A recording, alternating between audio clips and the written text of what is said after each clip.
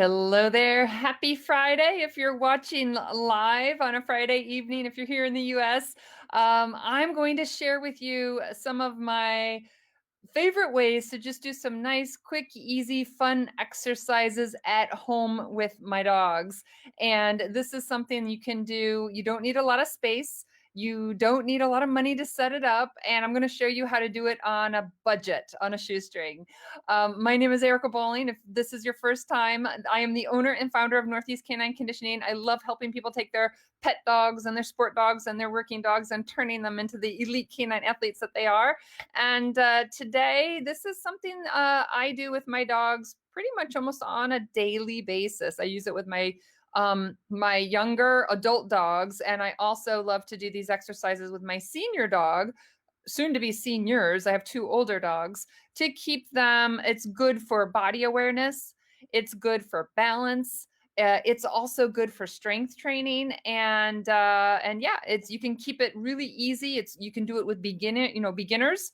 And I'm going to show you some ways to make it more advanced so that you can actually be pushing your dogs more cardio wise and also muscle wise. So let me just pull up. I have some images to share with you. And what I'm going to be talking about today are Cavaletti. So if you're just now joining me, let me know if you have used Cavalettis and if you have used them with dogs and or horses. My introduction to Cavaletti were when I was younger, I started out riding Western horses, and then I turned to hunter jumpers. And my introduction to Cavaletti, if you Google it, especially if you go to YouTube and you Google Cavaletti exercises, Cavaletti and horse exercises, Cavaletti and jumping, and you'll find all kinds of training videos on the internet related to horses and jumping. And recently, over the last few years, we've been seeing more of these integrated into dogs and dog exercises. But my introduction was through horses. And it is something that I've modified and I now do with dogs. So if you see the picture here, this is one set of Cavaletti that I made. I made at home. And you can go online, you can purchase these. There's canine fitness equipment, you can purchase it. But I'm going to show you some quick and easy ways to put this together and do it at home. So, hey, Charlie, Marilyn. Marilyn, you've done it with dogs and horses. Yep, I did a lot of it with horses, also with dogs. You can use the Cavaletti, you put them on the ground. With horses, sometimes they're poles. You can just put them laying flat on the ground, or you can raise them up. It's not like a big jump. It's very low. The horses will walk and trot over them. With the dogs, will walk and trot over them. We use them for a lot of different reasons. You use them for building body awareness, spatial awareness. With horses, you'll use it when you're introducing striding, building up to a jump. So you'll have a series of these Cavaletti on the ground, small, low ones. And then at the end, you might add a jump to it higher up. So it helps in with the striding, the spacing.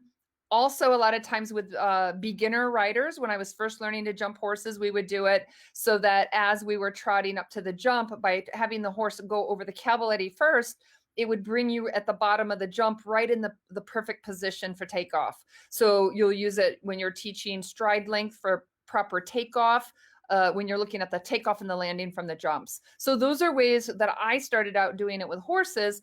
And then now we also see people using them with dogs in similar ways, people training dogs with jumping and agility. But you also can use it for just general fitness and exercises. Stu, you used ladders for Cavaletti. That's a nice, cheap way if you already have ladders. Great idea. Yes, I would love to hear all the different ways that you've used these. With the horses, it tends to be, large, heavy railings that you'll have. With the dogs, you want something that's going to be lighter and easier. If they hit it with their feet, hit it with their legs, and it's not going to hurt them. If you have older dogs, senior dogs, dogs with arthritis, you want something that's maybe soft. Think of those pool noodles, those floating noodles in the pool. They're foam. You can use that, and if a dog hits it with their feet or trips, it's not going to hurt their legs. So anything that I'm using with the dogs, if they're going to hit it, knock it over, I want it to move with them, easily fall over. I don't want them to get hurt. And then, like I said, with the older dogs, I want something soft, easy on them. This is something, if you're walking and trotting, keep it really low, and it's lower impact. I might do it with older, like adolescent dogs. For adult dogs, I'm not going to be doing any kind of repetitive jumping and making them higher. I'm not going to do a lot of repetitions of it, definitely with young dogs. With older dogs, if I'm going to be adding any kind of high impact in jumping, it's only going to be with dogs that are physically mature. So yes, Kate, you said pipe installation for copper pipes. Excellent.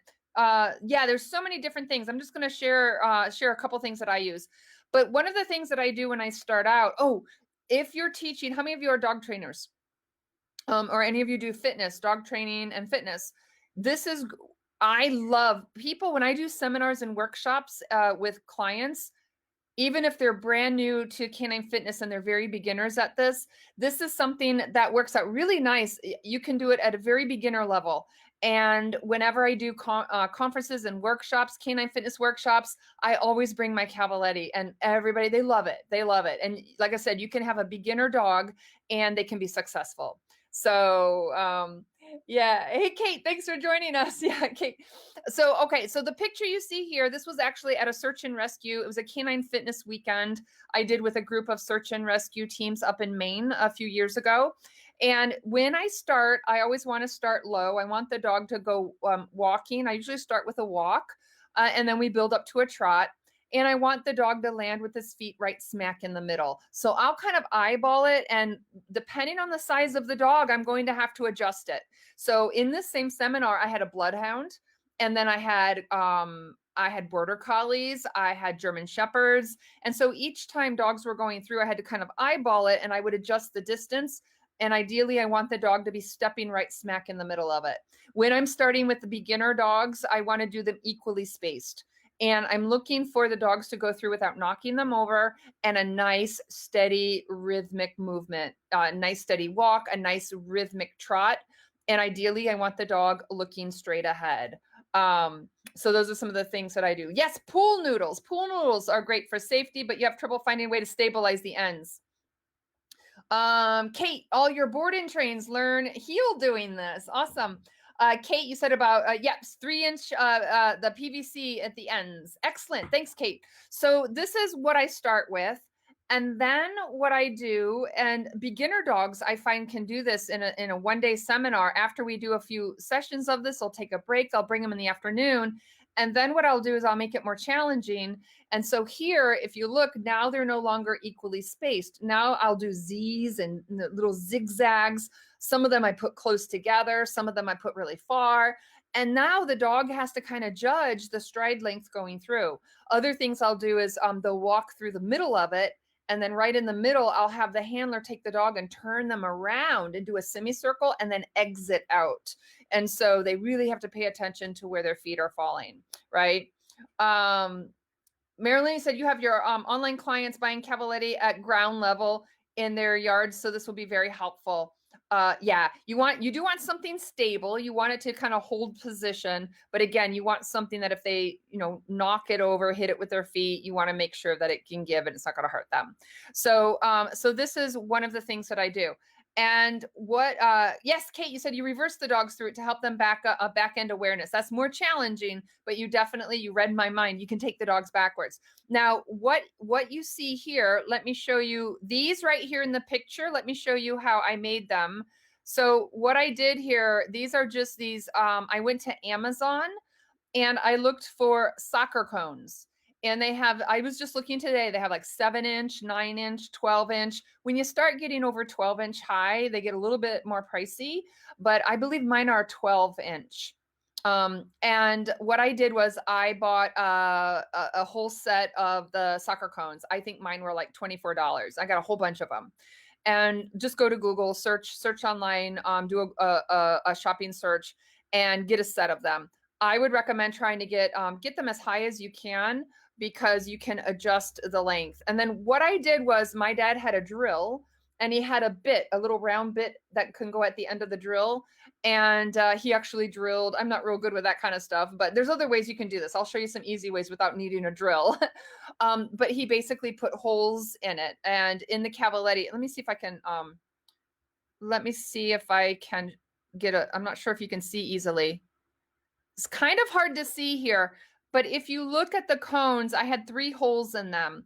So I had a hole about maybe 2 inches from the bottom, I had a hole in the middle, and then I had another hole. There's 3 levels. And so all that we did was we took those soccer cones, the soccer cone, and just put some holes in them. And that was cheaper than some of the other things that I had found. Now there's a lot of different pricing for the cones online, but just search and you can find some good deals. Then the other thing that I did, let me show you another picture here. Then what I did was I went to Home Depot, and Kate already mentioned this, is I got some PVC piping. And the PVC pipe, you can get different sizes, diameter. This is a 1 inch, I believe. Yeah, this is 1 inch, 10 feet. And so it's only $3.71. And what I did was I bought 10-foot long PVCs and cut them in half. So I could buy 5 of these, and then I have 10 poles. So, and I mean, any size can work. I don't like the real big, heavy, huge, heavy ones, but a 1 inch, 1.5, 2 inch, that's perfectly fine. The smaller they are, the cheaper they are. But yeah, just get the longer one, get the 10-foot and cut it in half. So go back to the picture here that I had of me.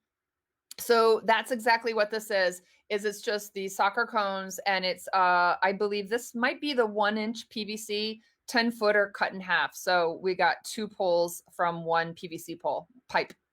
So that is one of the things that I did. Now let me show you another way that you can do it. Let me pull this back up. I have another picture to show you. Somebody mentioned this to me. I did not even think about this until somebody mentioned it to me. But another thing that you can do, let me throw this in here, is you can get those plastic little like laundry baskets, the clothes baskets. And this one, I just did a bunch of Google searching. This one was a really good deal. It was like, what, 25 cents. It was on sale for 25 cents. And now this is small. There's different sizes. And of course, the bigger that you get, the more expensive they are. And let me see if I can show here. You can see the little laundry basket. But the idea here is you get the ones with the holes in it. If you flip it upside down, it's more stable. And if you see here, the height of it, you have 3 different holes. So you could put the PVC, slip it through the hole on the lower level, the mid level, or the high level. Now this is where you got to be careful, because if your PVC is too big, it won't fit into the holes. So I was just doing some searches in Walmart, even Home Depot. I was doing different searches. And you do want to pay attention to the size of the PVC or whatever it is. It might even be a little wooden, you might even have a little wood rod that goes through it.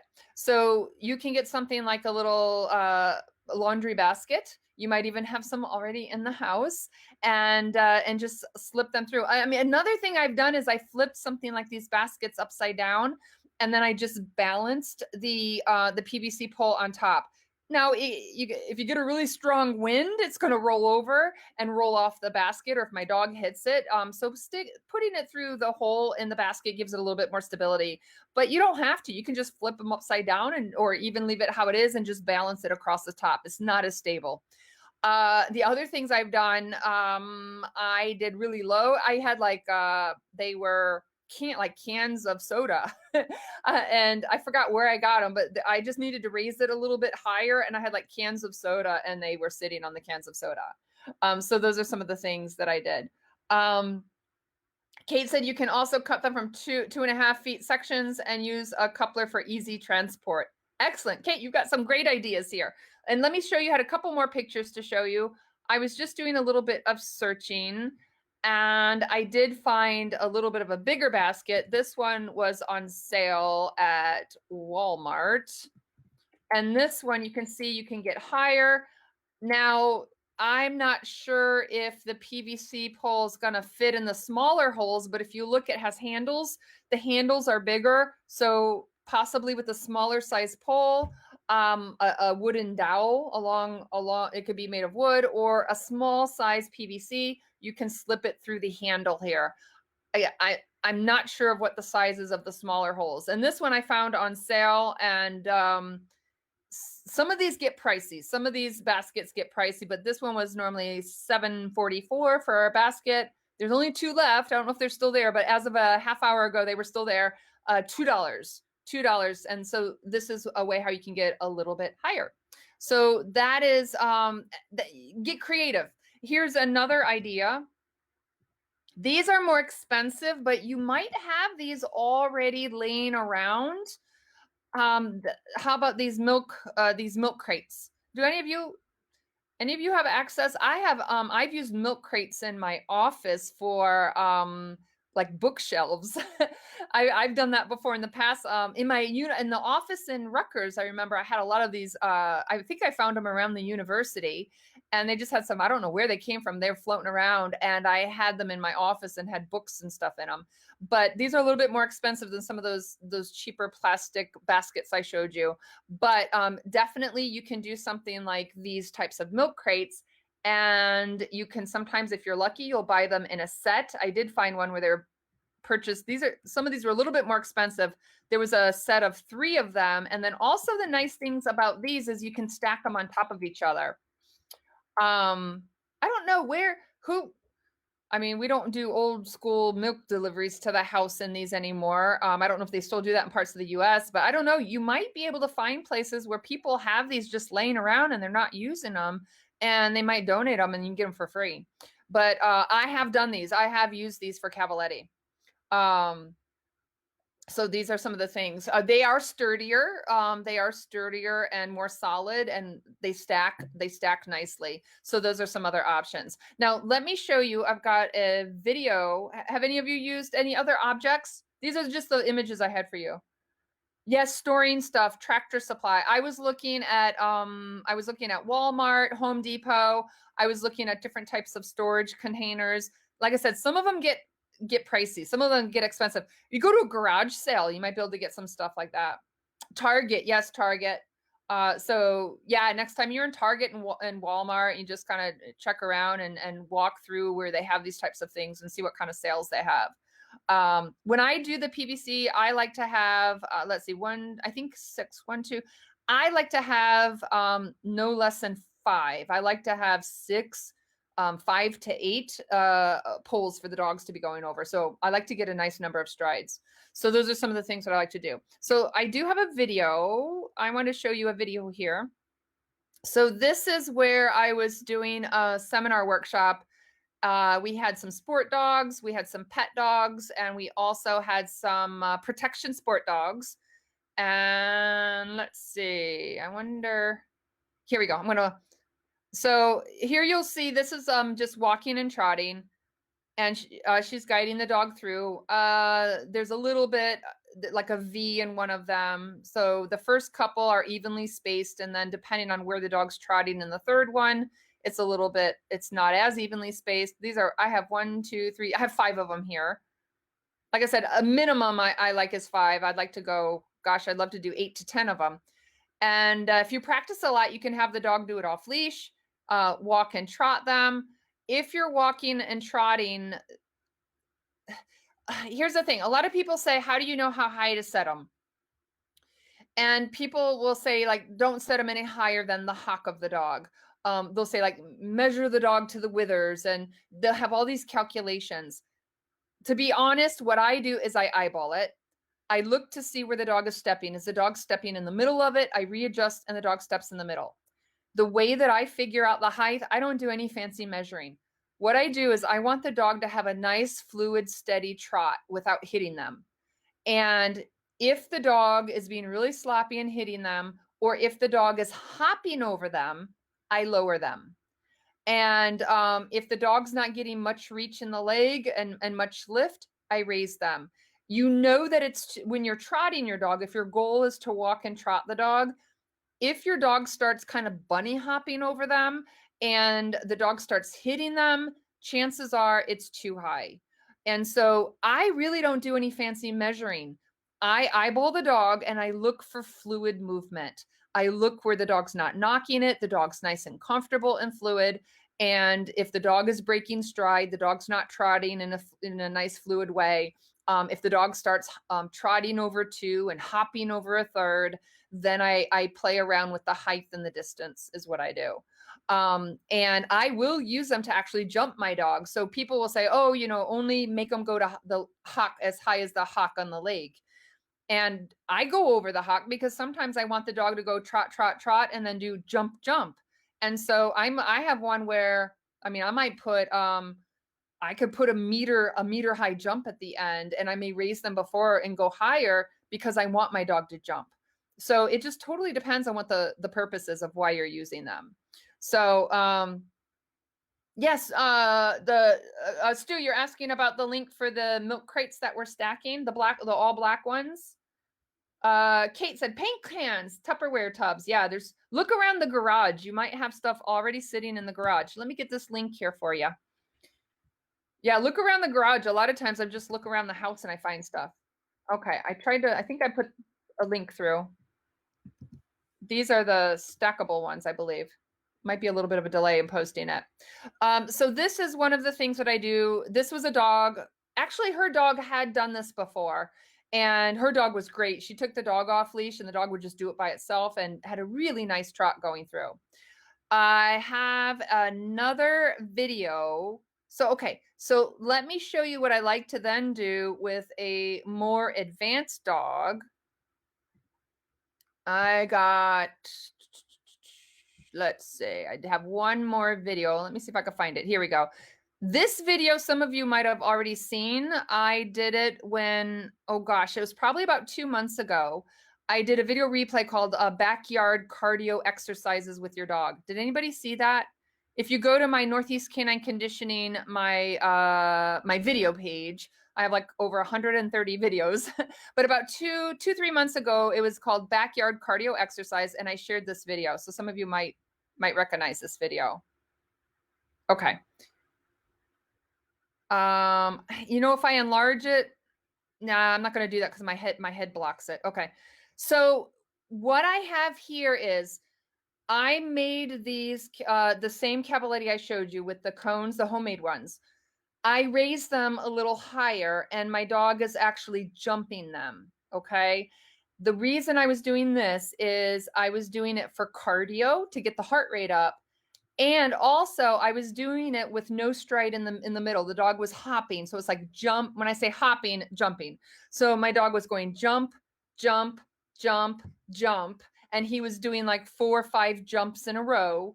And this is more of a plyometric exercise. When you come down, you land, you immediately launch yourself up again over the next jump. And I started jumping them. And what I do sometimes is I'll do kind of low jumps at first, and then the last one I make it a high jump. I mean, not that high, but higher than the others. And so what I did was I taught my dog. If you want to know how I taught my dog to do this, go check my other video. I'll post it in the link here below when I'm done, when we're not live anymore. But it's a backyard cardio exercises, and it was a Facebook Live I did under videos in my Northeast Canine Conditioning page. But in that I tell you how I taught this. But let me play it for you, because what he does is he actually runs in circles, and he combines the cardio running around the backyard with the jumps. So let me play it for you. 1, 2, 3, 4 jumps, run around the chair, go towards the little touchpad, come to me, and he does the circle again. Jump, jump, jump, run around the chair. I taught him that, how to run around a chair. Go touch the target and come back to me. Jump, jump, jump. Go around the chair. You do it both directions if you want to work both sides equally well. And I built up to this. At first, he would only do 1 set of jumps, 2 set of jumps, and then he knows there's a reward coming. So I gave him a bite pillow at the end. So at the end there, he's done it enough. He knows that there's a reward at the end. So he will go around and around and around because he knows the reward is coming. But when I teach it in increments. I start by go to a touchpad, and then go put a jump in the middle, a Cavaletti, and then just go from one spot to a next and go over the Cavaletti. 1 Cavaletti, 2 Cavaletti, and then I slowly build it up. And then separately, I teach them how to run around objects. So go run around the chair, go run around the tree, go run around a box of books in the room, in the bedroom. And so all that this is a combination of all those pieces of things that I taught him. And now we have this little track and we're going around doing some nice cardio, some good strength training. He's getting strength training in the launching and the landing and the shoulders and the hindquarters, and do a few sets of this continuously. He gets some nice cardio. But it all started with Cavaletti training. It all started basically going from one part of the backyard to the other and walking and trotting over Cavaletti, and then this is what I built up to it. So that is one example. Did you guys see it? Did it play fluidly? If you want, I'll play it just one more time. The reason I have, if you notice over to my left, you see I'm facing my dog, but when he comes back, you'll see there's a black object on the ground. The black object is it's a rubber, like a food bin, like you get it from the Tractor Supply, you like feed farm animals out of it. And that's my touchpad. The reason I have that on the ground is because after he goes over this, I don't want him to cut a corner and run back to me. I want to create kind of like a circle. So that's why he's running. He goes around and then he goes to the touchpad and then he comes to me. So I'm just kind of teaching him and encouraging this kind of a circular motion. So you'll see where that touchpad is, that I taught him to go to it, stop, and then he comes to me on command. But then ultimately I let him just kind of target it and run right by it. So watch again, you'll see it. So those are the Cavaletti. He knows to run around the chair, and right there's the touchpad and he knows to kind of target it so that he's not cutting corners. And so he was cutting corners at first, so I threw a little target on the ground. You could put anything, whatever you want your dog to target. I've used rubber frisbees so they don't slide on the ground. And that's why I put that there, was so that he didn't cut the corner. The other thing that I did was the chair. Why is the chair there? The reason the chair is there, when the chair wasn't there, he was cutting the corner, and sometimes he would actually skip the very last jump.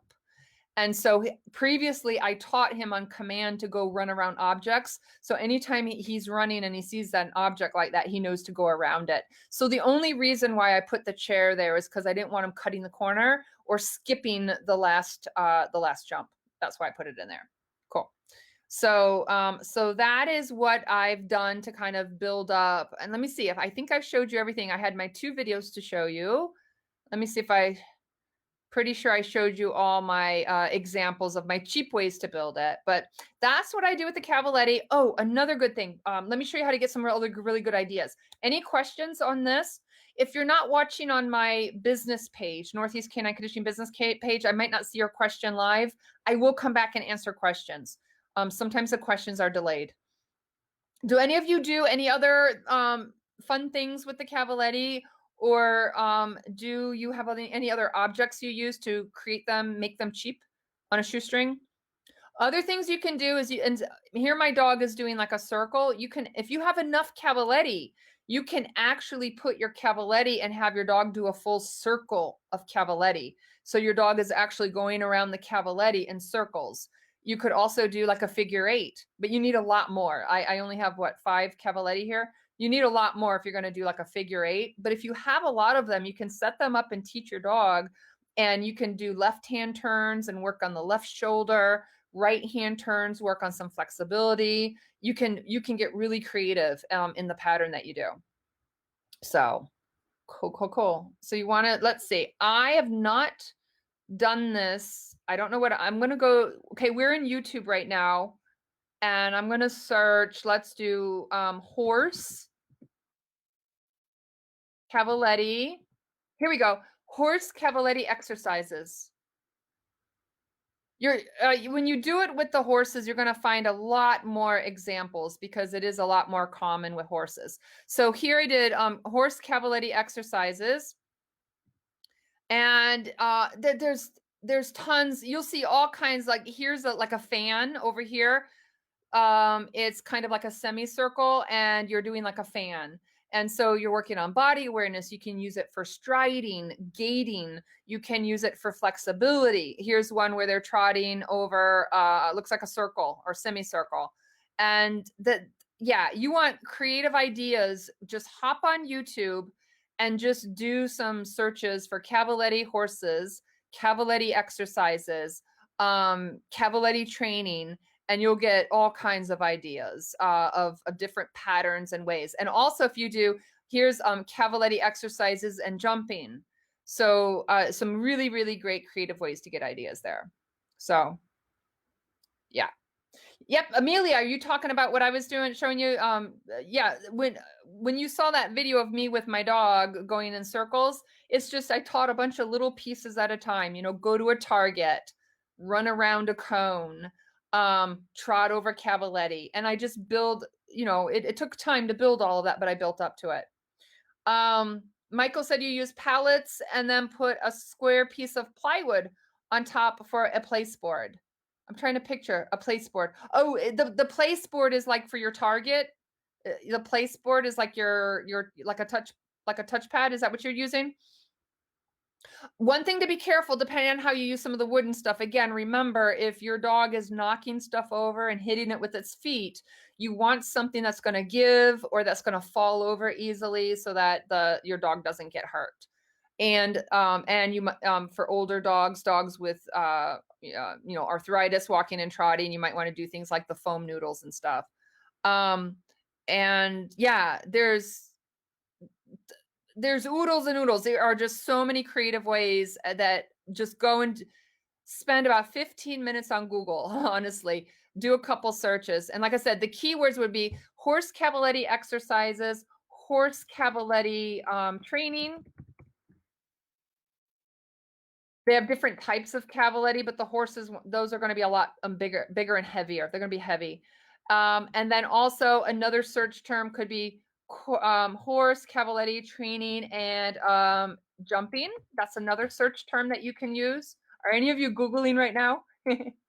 Oh, another one you might want to try. I've found it before, the bouncing. Horse Cavaletti. Let's do this. Let's do horse Cavaletti and let's do bounce. Bouncing, jumping, training. I wonder if I did that search before. The bouncing one is where, here's just let me just show you, those of you who are not horse people. Let's see, this one here. Oh no, I don't want an advertisement here. So here you see that they're starting flat on the ground. So just always do it in increments, right? Start by making it easy. Here they're starting flat on the ground. I've not seen this video before. I'm just going to kind of fast forward it. So they're going to talk a little bit about teaching it. And then what they're going to do is, you see here, they're making it a little bit higher into a jump. So the horse will go trot, trot, trot, and then you put a jump at the end. I do that with my dogs. I'll have them trot. And then the last one, I start raising it. It's also good for building up more cardio and strength. So here what they're doing is they're going to add some more jumps. Let's see if this one will do it. And you'll have them trotting. Sometimes they'll trot into it. Then you see a jump. Then they have Cavaletti on the ground to help for the pacing. And then they have another jump. And you can see how the one on the ground helps the horse keep a nice steady pace and helps with the striding. But like I said, I'm not going to take a bunch of time right now going over those, but just to hop on in and do some searching, and you will find all kinds of great ideas. Just look at the horse training. You'll get some great ideas there. So awesome. Michael, it's 2 to 3 inches off the ground. Yep. Nice. So yeah, there's a million and one ways. I mean, there's so many ways. Just get creative. When you go to a Home Depot or right now with the pandemic, you shouldn't be browsing around Home Depot, but hop on the internet and browse it online and see what you can find. Look at the sizes, but also there's nothing wrong with having different sizes, because that's also going to help the dog. It's going to help your dog manage more body awareness, right? If one is a little high, one is a little low. Some are equally spaced, some are different. Now, if it's getting higher and higher, you want to make sure the spacing is good enough so that the dog can, have a nice approach to a jump. But if they're walking and trotting, you can make it a little bit more challenging by mixing it up. Cool. Yeah, Stu is stoked. If some of you try some of these on your own and you try some new objects, get some photos and videos and share them with me. I'd love to see what you're doing with your dogs and horses. If any of you are horse people, I'd love to see you do stuff and share what you're doing with the horses. The last thing I wanted to put up here, I think I put it up on the screen, is if you want to know more about canine fitness and you want to know more about, what do you need to really build a full fitness program, a nice balanced fitness program for your dog, in addition to balance and body awareness, what are other things you need to think about for getting your dog nice and fit and healthy, is you might want to hop on over. I encourage you, if you haven't taken already, is go to the Canine Fitness Quiz. It's the letter K, the number 9, caninefitnessquiz.com. And it's just a short little self-assessment, and it has different categories of all the different things you need to be, not all, a lot of the different things that you should be thinking about when it comes to canine fitness. And where are you strong, and where are you knowledgeable, and where are areas that maybe you could use some more support. And what it'll do is when you're done taking the quiz, submit it, and it will give you a summary of the results. And the results are broken into categories, and you can see where your stronger categories and where are the weaker categories. And if you do it, you could also qualify for a one-on-one or virtual coaching session with me, where we can talk about your dog's current fitness program. Maybe you don't have a fitness program. How can we start building a fitness program? What exercises do you do? How we might want to modify your current activities so that we can get your dog more fit and healthy. So that is something I encourage you definitely to go check out. And then also, if you are not aware, let me see if I got the URL here. I don't think I have it here. If you go to my website, I don't have it already. Here we go. If you go to my website, northeastcanineconditioning.com, I also have some canine fitness programs. Take a look, message me. I have a brochure for one of my programs, my certification program. But if you want to learn more about like taking classes, I have online programs and how to do canine fitness exercises, how to build programs, how to teach canine fitness. Hop on over to my website, northeastcanineconditioning.com, and check it out. And also feel free to just message me. Shoot me a message if you're interested. That's Northeast Canine, the letter K, the number 9, northeastcanineconditioning.com. And again, if you've not taken the canine fitness quiz, I encourage you to hop on over and take a look at that. So awesome. Any questions? I hope this was helpful and got some fun, creative ideas. If you don't have some items to purchase quite yet, look around the house and see what you have around the house. You might not have the PVC poles, but maybe you got something you could use, broomsticks, I don't know, something else in place, and just start from the basics and just gradually build. But the first thing is you want the dog to be walking and trotting in a nice, fluid, steady pace, preferably not hitting them with the feet, not knocking them over, and looking forward. Some dogs will want to race through it. And sometimes what some people have had success in helping the dog slow down is when they're introducing it, is they put little pieces of food in between each of the poles. So instead of just racing through, the dog is looking forward and looking down towards the feet and paying attention. And you can just, randomly put little pieces of food in between the poles so that the dog starts to slow down and maybe looks forward and looks down instead of looking at you. That's another thing, is if you have a dog that's really well trained for focused healing, if you try to trot them down on a leash, they're going to be trying to look up at you. So that's where I like to have like a little touch pad down at the other end. But they do sometimes, the highly motivated dogs will want to run through and race through it. So I have had some success with people putting just random little pieces of food on the ground, and then slowly take fewer and fewer pieces and get the dog to slow down. So thank you, Michael, for joining. And Amelia, thanks for joining. Stu, let us know if you try some of this out. And you know what, if you want, I will throw in some of those other links that I showed you. The items might not be for sale anymore once I get them up, but some of those links that I shared with you, I think I just closed all the windows down, but I will try to pull them back up, and I will throw some of those links. And again, if you want to know more about how I taught my dog to do those circles in the backyard with the Cavaletti, go to Northeast Canine Conditioning, my Facebook business page, click on videos, and I think it was within the last 2 to 3 months, it's titled Backyard Cardio Exercises. And in that, I talk in a little bit more detail about the progression of how I taught that. to build up to that. And then every Friday, just a reminder, every Friday at 8:30 p.m. Eastern time, you can find me here at the Northeast Canine Conditioning, my Facebook business page, live. We do different topics from canine fitness to business to motivational type talks. And if you have a topic you want me to cover or things you want me to introduce and share, or Q&A, let me know. And I'm always looking for new topics. So any questions before I hop off? If I miss your question, sometimes there's a delay and I don't see it right away. I will go to the video replay when it's up. I will go and I'll answer your questions. So no questions. All right, you guys, give it a try. Remember, any high impact activities, a lot of repetitive stuff, only do it with healthy adult dogs, not young puppies that are growing. Adult healthy dogs. And if you give some stuff a try, take some video. I'd love to see. All right, you guys, no questions? Okay, I'm logging off. Have a great rest of the day, great evening, afternoon. Leave a comment, share, and I hope to see you next Friday here live. Talk to you soon. Bye-bye for now.